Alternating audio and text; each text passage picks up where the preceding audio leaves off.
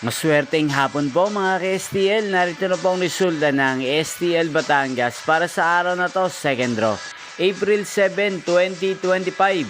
Araw ng Lunes. Naway ang mga natayaan nyo pong mga numero kanina ay manalo nawa ngayong hapong ito, 4:30 PM. Kaya kunin nyo na po ang inyong mga tickets. Narito na po ang resulta.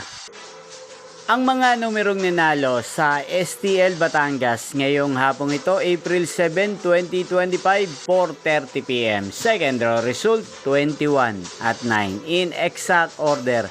Sa lahat po ng tumaya kanina sa STL Batangas para second draw ng 21 at 9, congrats po sa inyo, panalo po kayo. Again, 21 at 9.